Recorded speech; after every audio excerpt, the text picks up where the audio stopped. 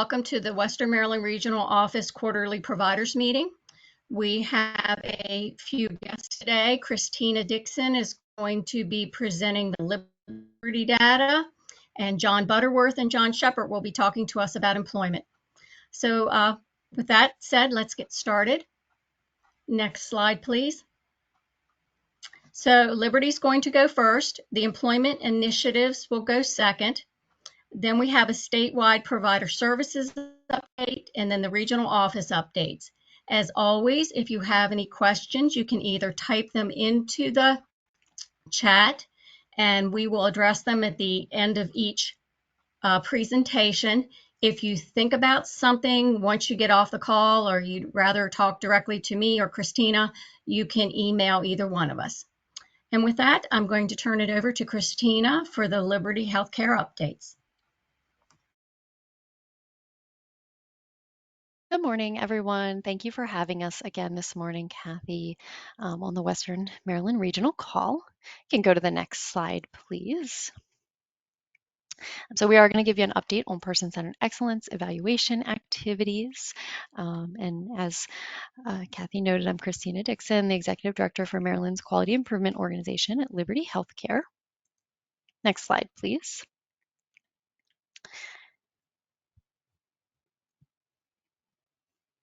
So today we are going to start with some data for you on system quality and participant outcomes. And this comes from the network accreditation process that Maryland's going through with the Council on Quality and Leadership, or you might know them as CQL. The data tells us to what degree are systems and practices in place that support person-centered excellence. Next slide, please. So often we aim to help people build relationships and achieve greater levels of community integration. And one of the things that we wanted to think about today is if volunteers can help with this. So this slide shows data collected nationally through the personal outcome measure interviews. And you can see here a relationship between natural support networks and quality of life outcomes. So for instance, when somebody has natural support networks in their life present, and we define natural supports as family, friends, those people who are in your life for a long-term period of time. And what we see is when those natural supports are present, a person is, for instance, 243% more likely to participate in the life of the community. They're 241% more likely to have friends, and then 203% more likely to have intimate relationships, and so on, as you can see here displayed in the graph on the slide. But we know that it's not always easy to help people grow their own networks. Of the 89 provider organizations who have participated with us so far in a basic assurances review, we found that 21% of those providers engaged volunteers to build capacity for natural supports. However, many of you who we spoke to told us how you had engaged volunteers prior to the COVID-19 pandemic, and that in many cases those programs had paused and just may not have been resumed following the pandemic.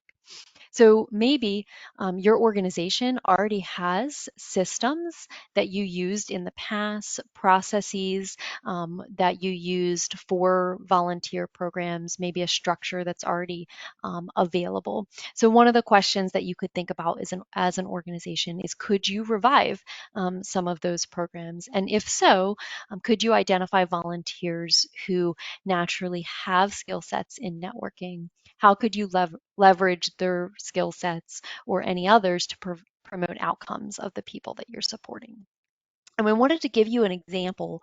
One Maryland organization is doing a lot with volunteers. So the League for People with Disabilities, they do have a comprehensive volunteer initiative that they helped us to learn about when we conducted a basic assurance review with them, and then also gave permission for us to share some information about their program with you today.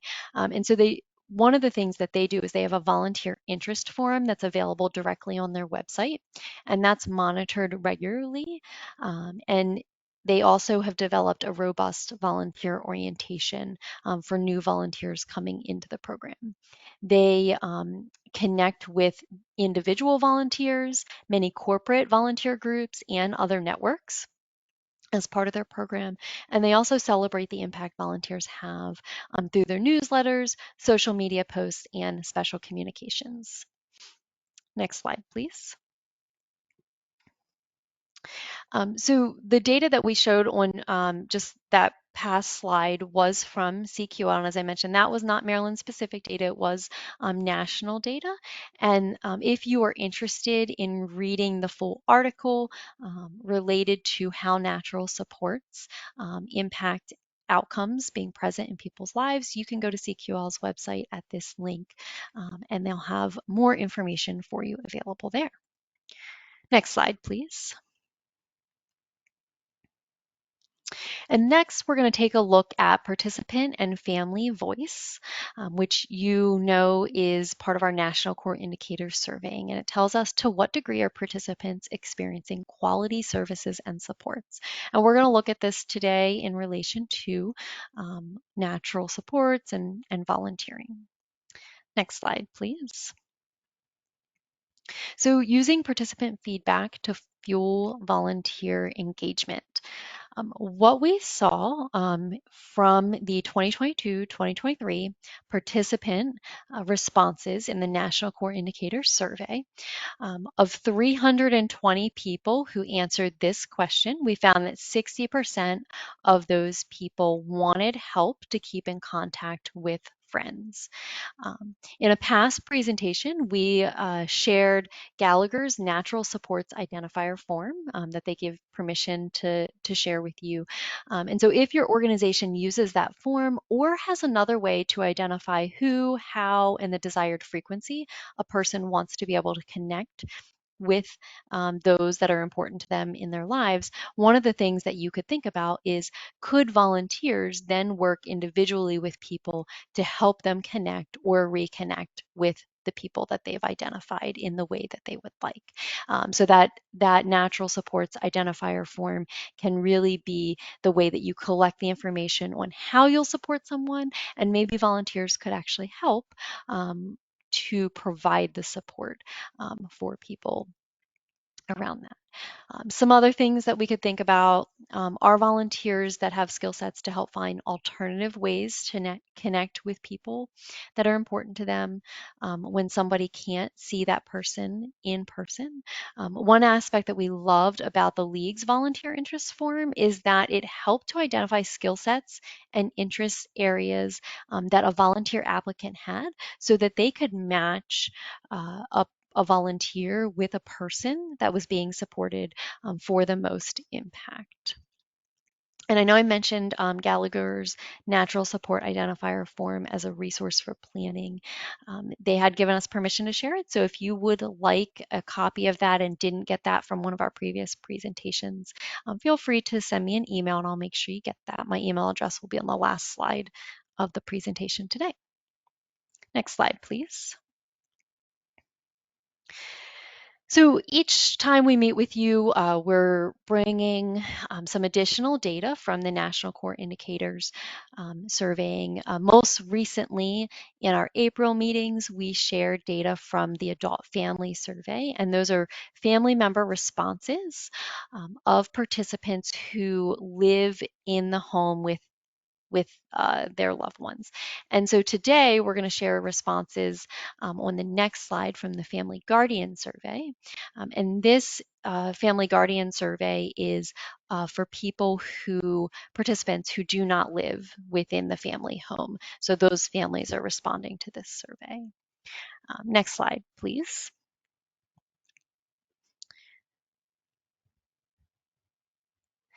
And we hope this information will be particularly of interest to a lot of you on the meeting today, because the families who were surveyed as part of the Family Guardian Survey, participants, they live residentially. And The respondents are primarily people who live in group homes. So in the bottom right-hand corner, you can of the slide here, you can see that 74% of the people who participated in this survey, they were families of a participant who lived in a group home. So this offers a lot of information about satisfaction with services that you all are providing. And what you'll see here and on the next slide is a data at a glance document that can be used to share with those interested in knowing about the survey responses. For a more detailed report, that is available on the link on the slide here. And so you can access additional details by going to the National Core Indicators website using that link. Next slide, please. So why is it important for people to participate and what happens with the information? So we use National Core Indicator data to enhance practices in Maryland, influence public policy, inform strategic planning, and contribute to scientific literature. And so all of those reasons are why it's really important to encourage family members to participate in the surveys that we are conducting on an annual basis.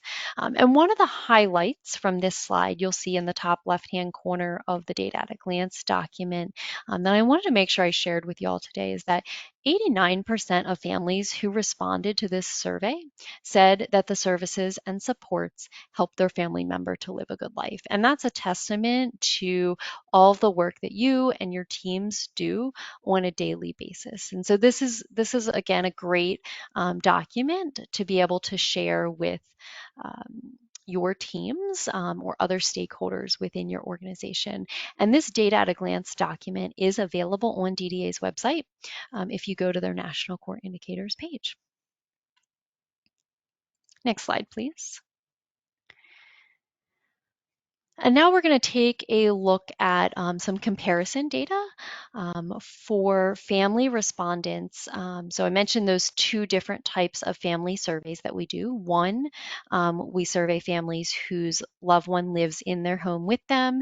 And then the second one is families whose loved one does not live in the home with them. And so we're going to take a look at how do living arrangements shape services and family perspective.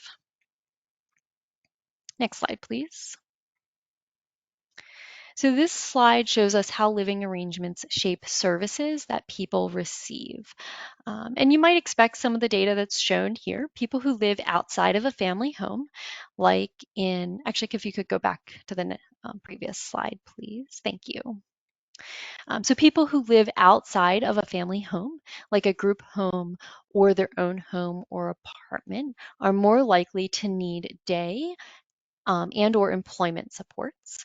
They're more likely to need transportation, more likely to need mental health or behavioral care, and less likely to self-direct their supports. That's some of the demographics of the people who were surveyed. If we go to the next slide. So what we see here is that it's 17% more likely for people living residentially to have a mood or psychiatric diagnosis. And so what this tells us is the significance and importance of provider competencies in quality medical communication and behavior systems and practices, ensuring that providers have good policies and good training set up within their organization to ensure that DSPs are prepared to support participants in these ways. Next slide, please. So families whose loved one lives residentially indicate less satisfaction with staff turnover, so 55% compared to 45%. And some of the potential factors are that families are more involved and support staff retention, or that families who do not live with their loved one are not always aware when staff change. And we would need more research to be able to determine any of those exact causes of that. Next slide, please. So families whose loved one live residentially indicate less satisfaction with feeling that their choices and opinions were heard by both coordinators of community service, so 50% versus 65% of the time. And some potential factors are that families whose loved one do not live at home with them may not be included in planning and monitoring processes, or there are other provider team members who are influencing the plan. We would need additional research again to be able to explore the exact causes. But what we do know is that we can be supporting participants to identify and advocate for the level of family involvement and who from their family they would like to participate in their planning process, and help them to advocate for that throughout the process. Next slide, please.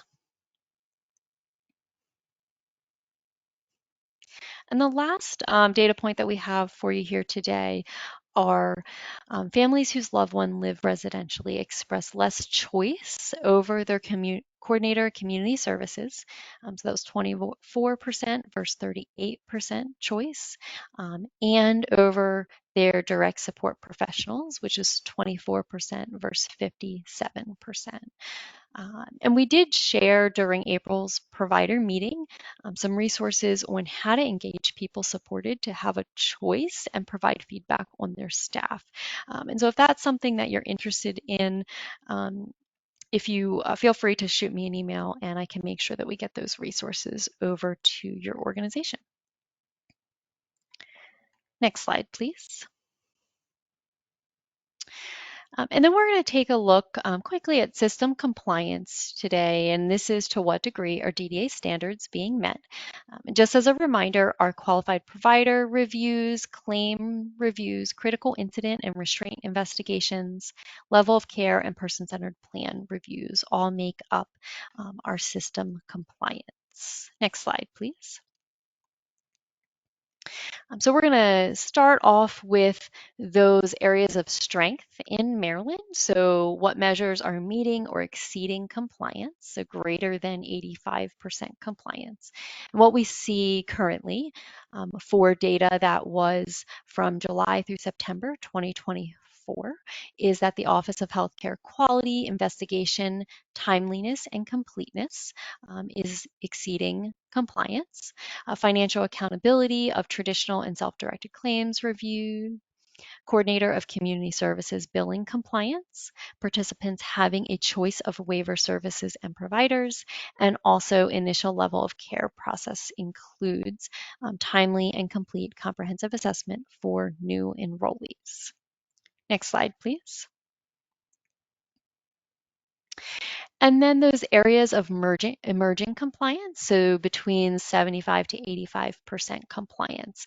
What you'll see here for the July through September 2024 data is that providers were submitting the agency investigated report in the required time frame 82% of the time.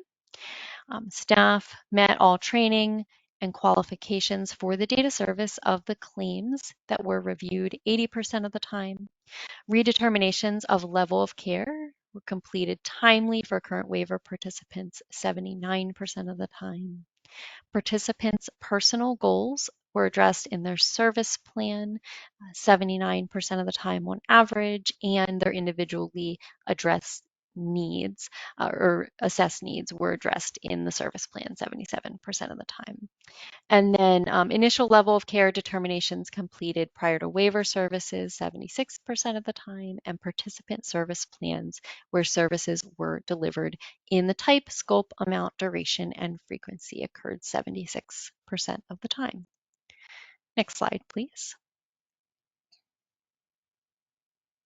And then lastly, for the data that we have to share with you today is those measures that are currently falling below compliance, so less than 75% of the time.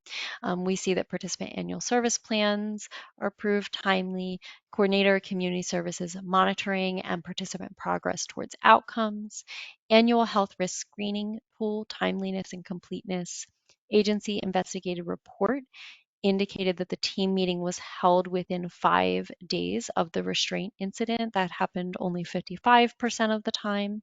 Coordinator of community service monitoring visits, timely and completely, were 54%, and providers submitting all licensing or certification documentation timely and completely. Next slide, please. We wanted to share, before we close today, a few updates with you. So first is the self-directed services review. That review has been updated, and those updates will start in August based on claims from January 2025 and forward. So reviews conducted will have the following requirements to ensure compliance with program requirements. So they're updated requirements for service note documentation, documentation for employer-related costs, verification of training, updated requirements related to the self-directed policy and manual. There are corrective action plans included with that review, and also participant interviews that Liberty will be reaching out to conduct with people in situations where training and service notes are not available. We'll be reaching out to inquire and get additional detail from participants about that. Next slide, please. And the last update for today, I did want to share. So you all may have noticed a lot of you receive requests for service documentation for claims from us generally in the beginning of July. You may have noticed that you did not receive those requests. That's because our next quarter is actually going to start August 1st instead of July 1st, 2025. So at the request of DDA to provide data on more recent claims, provider training, qualifications, person-centered plans, and level of care assessments, we are shifting our quarterly review process by 1 month's time, and also shifting our sample period as well up a quarter. So for the quarter that begins in August, we will be requesting documentation from you for claims that span from January 1st, 2025 to June 30th, 2025. And this is our transition, which is why it's a 6-month period. Following that, we will shift back to a quarterly schedule, and you can see here what that quarterly schedule will be going forward. So please expect those documentation requests from us towards the beginning of August. Next slide, please. And just as a reminder, for more information about the services that the Quality Improvement Organization is providing, you can go to DDA's website about the Quality Improvement Organization, where you'll find standard operating procedures for each review type, resources, newsletters, and data summaries and reports. And next slide, please. Lastly, here is a QR code. We really appreciate when you all provide feedback for the surveys or reviews that you participate in with us. So if you have directly participated in a review that Liberty conducted this year and have not yet completed our feedback survey, please scan this QR code and provide responses. It's about a 10-question survey. And your feedback helps us to know how useful the reviews are to you and how we can improve your experience after each quarter. Next slide, please. And lastly, just if there are any questions, you're welcome to email me at the email address on the slide, or if there's time, I can also take any questions that you might have. Christina, you do have one question. The slide said 79% of level of care redeterminations are being completed in a timely manner.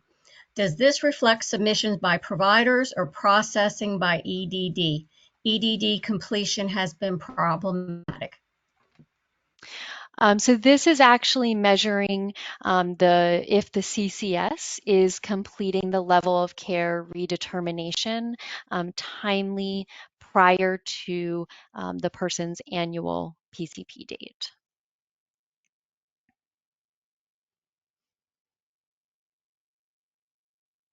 Thank you, Christina. That's all the questions we have. Again, there's Christina's email address, or you can always email me if you have a question. Thank you so Okay, much. we can go to the next slide.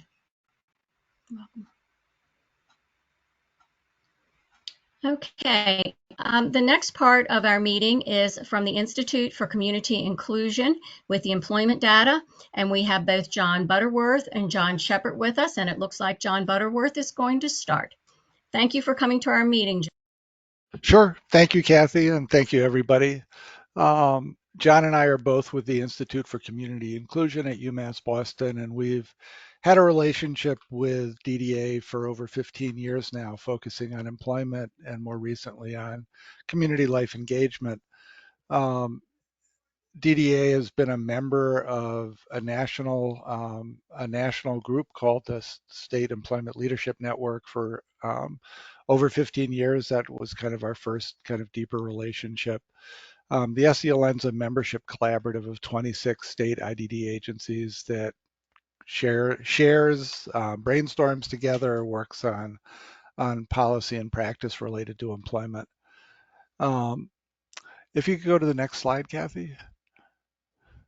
We're primarily going to focus today on providing a brief summary of the employment data that's collected as part of the Employment and Meaningful Day information system. That goes back a little over 10 years now and was developed with a group of stakeholders in Maryland prior to implementation. It supports DDA's goals around employment and also participation in community engagement. It'll be hopefully a chance to actually look at the summary of the data for those of you who are meaningful day providers, but also an introduction to the data that's being collected for folks who support other kinds of services. There are also two other parts to our current work with Maryland. One is offering training in a couple of arenas. We currently have a 30-person cohort going through ACRE certificate training as part of a hybrid model. They're doing online coursework, meeting as a learning community.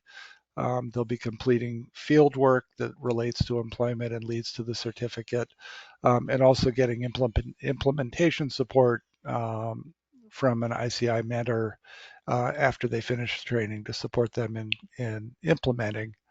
And then we also have a training course that we're currently recruiting for coordinators of community services that focuses on having a meaningful day, a meaningful conversation with individuals and families about employment as an option and managing employment services as part of their work. And finally, we're working with about 12 organizations providing on-demand, customized topical consultation and technical assistance around expanding capacity to support employment and community life engagement. That work is customized to the organization. We may be enrolling people, additional providers who are interested sometime this fall, but it depends on the continuing demand from the folks that we're currently working with. That's kind of a broad context. I'm going to pass it over to John to talk us through the data. He is hopefully well known to those of you who are meaningful day providers and manages our data collection and analysis. So to you, John. Thanks, John. Hi, everyone. My name is John Shepard. I'm a research associate at ICI. I've been supporting the DDA as the main contact for the Maryland Employment Outcomes and Meaningful Day information system for about the past 10 years. Like John mentioned, today I'm going to be just giving a quick review of the purpose and goals of the information system for those that might be unfamiliar. And then do a review of the data that's requested by providers to enter into the system. And then I'd like to share some recent data trends in the last few years and give an update of the current reporting period data collection effort and where we are there. So I think the slides are a little out of order. If we could skip 2 ahead, that would be great. And then one more. Awesome, thank you. So just some background, like I mentioned, in case you're less familiar with the project, the DDA Employment Outcomes and Meaningful Day Information System was established in 2013 with the purpose of meeting the DDA and its community of stakeholders' goals of Maryland's position statement on employment services. So to do this, we at ICI collect and analyze and report on longitudinal data with the goal of improving participation in integrated employment and the quality of employment outcomes. So each reporting period, after you enter your data, the data is compiled into customized reports for the DDA and included as well on a data display site where you can view data summaries of providers across Maryland. And all this work ensures that the DDA is accurate and up-to-date information on employment and day service trends, and also ensures that families and individuals can make informed choices about services. So next slide. So to help meet the goals, the project requires that each Maryland provider enter data for each person that they support who receives DDA-funded Meaningful Day services. And this happens twice a year. So each individual is entered once in May, spring, and once in October in the fall. And each organization can choose any 2-week period within that reporting period month so that the data is entered for each individual as a 2-week snapshot of employment and day participation during the target month. Next slide.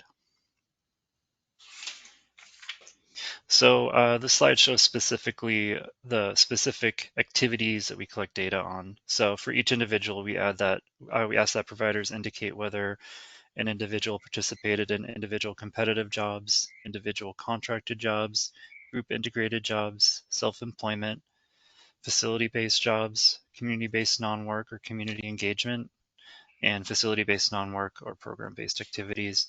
And depending on the activity, if applicable, additional data collected includes the total hours worked in the 2-week period chosen, the gross wages earned, whether they received paid time off, whether the work was a set-aside contract, and if it's community-based non-work, whether they participated in volunteering. Next slide.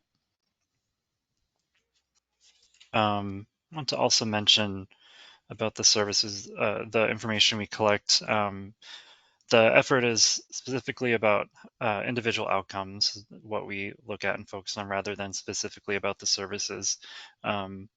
So how the individual is spending their day, how many people are working across the years, and how these change over time. So this slide is kind of the beginning of sharing the current data where we are and also trends over time. So this one summarizes employment data for the most recent finalized reporting period, which is in the fall of October 2024. So in October 2024, the data show that 2,776 individuals, or 33%, were working for pay out of everyone reported.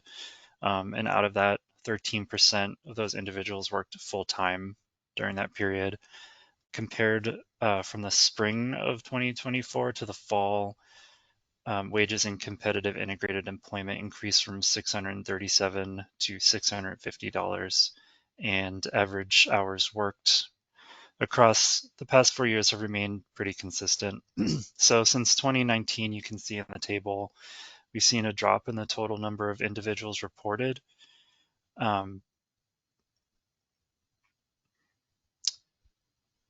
Sorry, skipping ahead.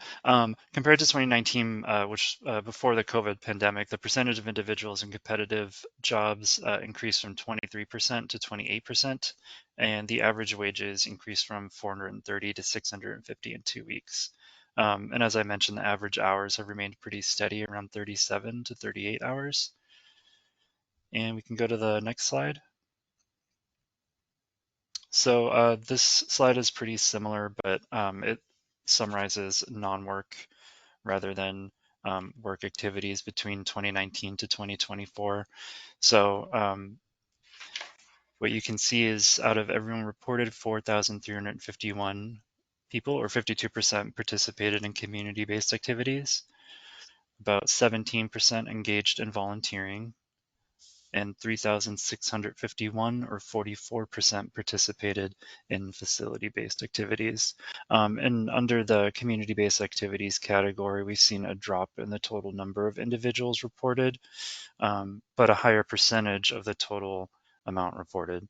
The average hours have increased from 23 to 28, and the number engaged in volunteering has decreased from 23% to about 17%. Can go to the next slide. So this next figure is just kind of generally showing trends in participation from 2019 to 2024, and some of the labels look to be cut off. So I'll just summarize that for you. So between 2019 and 2024, this is showing participation in individual competitive jobs, contracted jobs, group jobs, and community engagement. So between 2019 and 2024, the percentage of individuals in competitive jobs rose from 23% to 28%, as I mentioned, which shows a strong rebound in growth following the dip in 2020. Community engagement, the top line there in purple, saw the most notable increase, climbing from 46% in 2019 to 52% in 2024, despite a similar sharp decline in 2020. The two bottom lines indicate group integrated jobs and individual contracted jobs, which remained relatively stable and low throughout this period. Next slide. So similarly, this slide shows trends from 2019 to 2024, showing average hours spent in work and non-work activities. And what this one shows is during this period, average hours per week in community engagement rose from 23 to 28, while average hours in individual competitive and contracted jobs remained fairly steady, hovering around 40 to 42 hours, and group integrated job hours showed a modest increase from 31 to 39 over the same period. We can go to the next slide. So what this slide shows is that there are many individuals participating in employment, but also participating in community-based and facility-based non-work. So in October 2024, this number was, so the number that participated in both community-based non-work and facility-based non-work was 2,461. And the table showing the percentage and number of individuals who participated in a job category and also participated in community-based non-work or facility-based non-work. So in summary, among those in competitive jobs, 22% also participated in community-based non-work and 15% in facility-based non-work. Participation in non-work services was even higher among those in sheltered employment, with 42% also in community-based and 62% in facility-based non-work. Notably, as you can see, over half of individuals who were self-employed also participated in community-based non-work and facility-based non-work. And if we could just go back to the first slide, which was titled Regional Breakdown, that we skipped in the beginning. Thank you so much. So we can also, as you can see, break down service participation by regions in Maryland. So what this table shows is that the range of participation differs across the 4 Maryland regions. The percent participating in any integrated job ranges from 20% in Eastern Shore to 36% in Central Maryland, with the majority of individuals in each region participating in individual competitive jobs. And then all the way down on the right side of the table, participation in community-based non-work ranges from 44% in Central Maryland to 69% in Eastern Shore. Then we can go to the next slide, but I have further updates that reflect more recent data because as we're getting in more data day by day. So this represents the current reporting period, which is May in the spring of 2025, reporting between May 1st to May 31st, with a close deadline coming up of July 15th. So on our list, we have 202 providers. Currently, out of the 63 providers have completed entering their data, with another 29 who have logged in to start entering their data, so are in progress. Right now, we have a total of 5,660 records that have been completed out of an estimated total based on previous reporting periods of 9,251 currently in our database. So that's all I have for you today. If you have any questions, you can feel free to reach out to me. I'll be sending out another reminder about this data collection reporting period this week. My email is john.shepherd@umb.edu. You can contact John Butterworth with questions as well about this, john.butterworth@umb.edu. And John, let me know if I missed anything. Nope, that's great. I just want to emphasize that Maryland has consistently been a high performer in employment, and I think part of what's really positive about those slides is the continued growth that's taken the percentage of people in competitive integrated employment, individual jobs, up above the pre-COVID baseline. So something to celebrate. You can look at these data yourself and generate reports at the website for the project. That you can get to that through the Employment First page on the DDA website. There's a link, or at statedata.thinkwork.org/MDDA. And we'd be happy to take questions.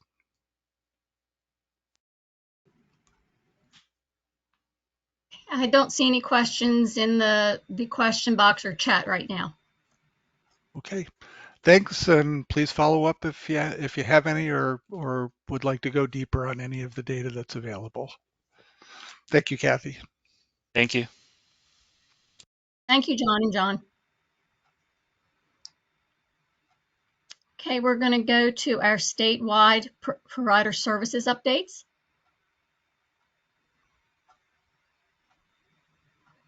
The National Core Indicators State of the Workforce Survey, this is just a reminder to complete the NCI State of the Workforce Summary. The deadline is July 31st, 2025. As a reminder, the State of the Workforce Survey is the required document that you must complete and submit to meet the requirements below. Maryland Health General 7-306.1, and it's 1, 2, and 3. Okay, next slide, please.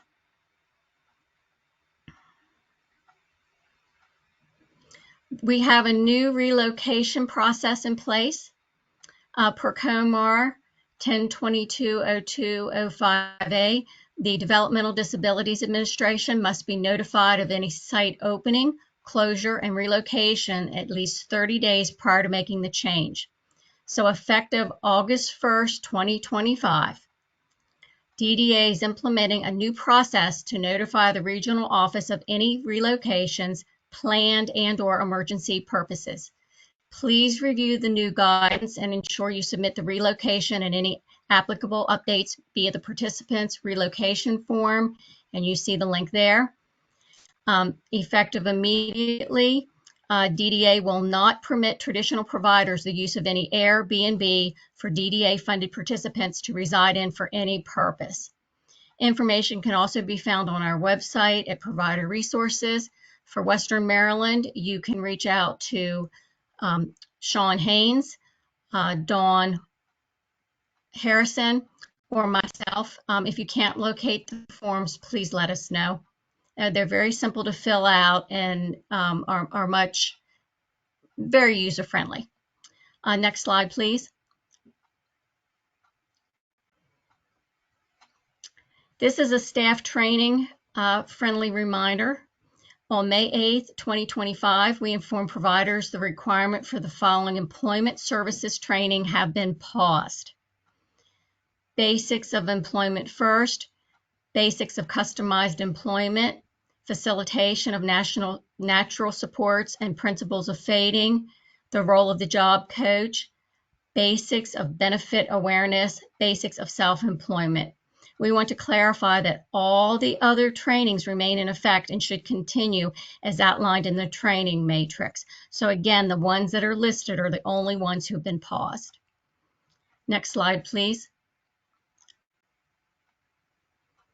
Now we're going to go to the regional office updates. Again, I don't see any questions, so we'll move on. Eligibility. Eligibility continues to be a very, very active group. I do see a hand up.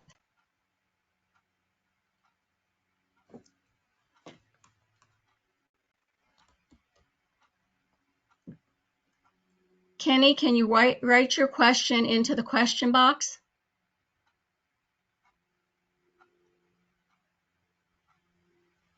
And I'll go ahead and wait till your question comes up. Thank you. This is a very, very busy part of the regional office. We processed 425 determinations. 209 were new determinations. So that means 209 were new applications. We had 218 requests for updates, upgrades, which are your priorities for the wait list, eligibility reconsideration, and regional transfers.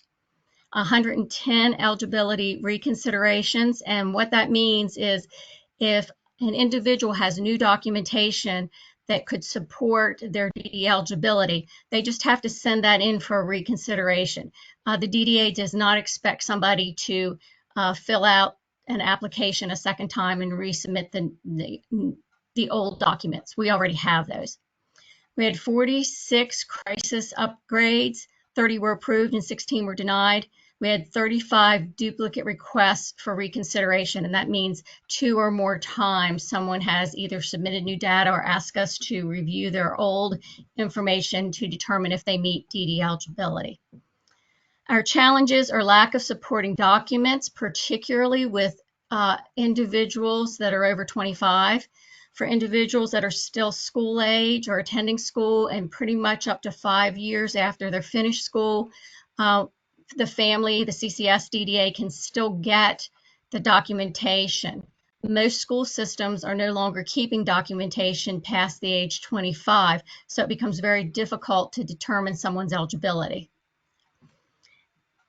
Eligibility determinations are very challenging for individuals who have a diagnosis of both a developmental disability and an accompanying mental health condition. Many applications and reconsiderations present with inconsistent and conflicting assessments. And for many of those, we send those to Kennedy Krieger Institute for their expert determination. Next slide, please.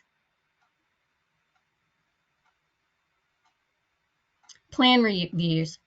For fiscal year 2026, 51 PCPs have been submitted to the regional office. 50 of those have already been approved.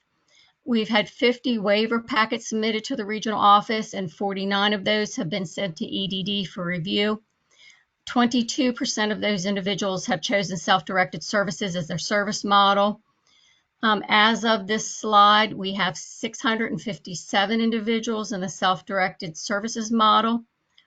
Since January the 1st, there have been 1,473 PCP reviews and decisions. So our plan reviewers are very busy.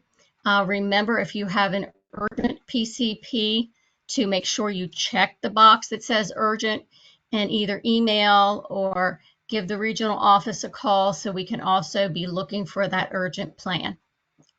Next slide, please. Quality enhancement. We're continuing to closely monitor physical abuse, psychological abuse, abandonment or neglect, and staff ratios. As you can see, from January to March, we had a real drop. We've had a little bit of an increase, but numbers are not at the greatest we had. So that's kudos to providers. We appreciate you reporting. Again, you know, we attempt to come out and give you technical assistance if you need it, but these numbers are very good. Again, we appreciate you reporting. Next slide, please. Provider services. And I know these numbers are going to probably really surprise some of you. We have had 172 new provider applications since July 1 of last year, and we have approved none. 17 renewals for the current provider since last quarter and 52 for this year. ePrep, make sure when you are getting your ePrep information together that your addresses match exactly. You cannot put RT on one and route on the other. You can't put apartment 2 one place and then number 2 the next place. It has to match exactly. If you're having trouble or you're not understanding your ePrep instructions, you can either call Janet Wheeler or Candy Foltz in the regional office. Those two are both assisting with the ePrep approvals and process, and they can help you out. If you're having a billing issue, please check your W-9 to make sure the information is correct and your addresses match 100%. This remains the largest glitch or hiccup in the works, that all of the addresses do not match exactly. Please keep in mind that ePrep documentations are processed in the order they're received. So if someone submitted something in May and you've now submitted something in July, the ones for May and June are going to be processed before the one in July. So please keep that in mind, so that if you're getting your documentation and get it in as early as possible. Next slide, please. Nursing services. Our nurses are always available for technical assistance. They're most easily reached by email, but you can schedule calls, meetings, or on-site training upon request. Melanie Pebble or Wendy Schaefer-Yingling can be contacted at the two email addresses you see there. And if you're really in a pinch, remember, I'm a registered nurse and you can call me as well. If you are struggling with an individual or you are having some med concerns with an individual, please reach out to Wendy. Wendy can help your nurse look at medications and see if there is some assistance we can give you or someone else we can refer you to.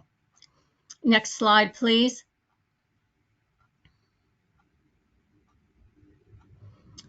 Eligibility waiver. Contacting EDD.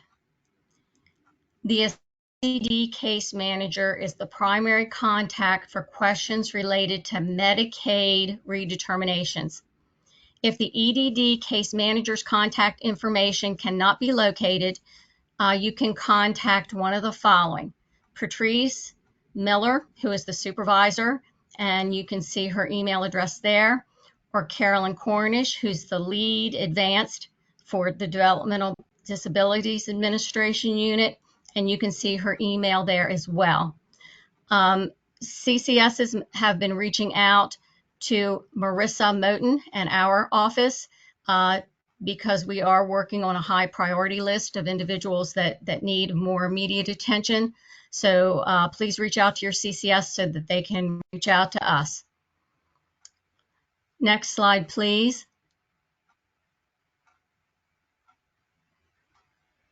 Submitting the Medicaid redeterminations.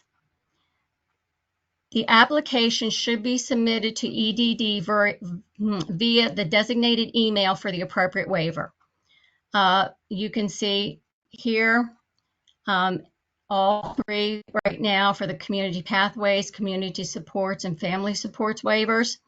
The assigned coordinator of community services, or your CCS, should be provided a copy of the completed redetermination application and supporting documents. Something else we have noted is make sure if you are submitting those applications on behalf of the individual that the individual signs it. We've had a couple that have been delayed because the applications were submitted and the individual's signature or mark is not on the paper or the application. Next slide, please. Person-centered plan reviews. New or increased services should not be initiated prior to the PCP authorization process. So if you determine someone needs increased personal support hours, those hours should not be increased until the PCP has been authorized. Again, if it's an emergent need, please do an urgent PCP. Make sure that PCP is checked in the urgent box and give the regional office a quick call and we'll be looking for it. The regional office plan reviewers will continue to prioritize the review of urgent plans for people who need access to new or increased service. And for the Western Maryland Regional Office, that's something that's checked every morning. In urgent situations, the person-centered plan details section includes an option to indicate whether the person-centered plan needs to be reviewed within 10 business days of submission due to a significant issue or change in the participant's needs, move, beginning a new job, supports needed after surgery. CCS will select yes next to the urgent to indicate the DDA's review of the person-centered plan needs to be expedited. And again, we in Western Region, we check that first thing in the morning and get it assigned so that we can get it processed. Next slide, please.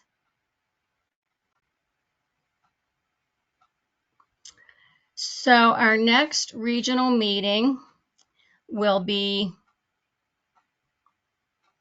10/9/25. Hard to believe that'll be well into the fall. If you have any questions, I don't see any in the chat box. Please make sure you reach out to myself or Linda Yale. We'll get the answer back to you. You are also welcome to attend any of the other regional office meetings. You simply need to go to the DDA calendar and register. Okay, I'm going to check the questions in the chat box. Okay, I don't see any there. Again, don't hesitate to reach out to us. I want to thank all of you for taking time out of your busy days to attend our provider meeting, and we will see you in October.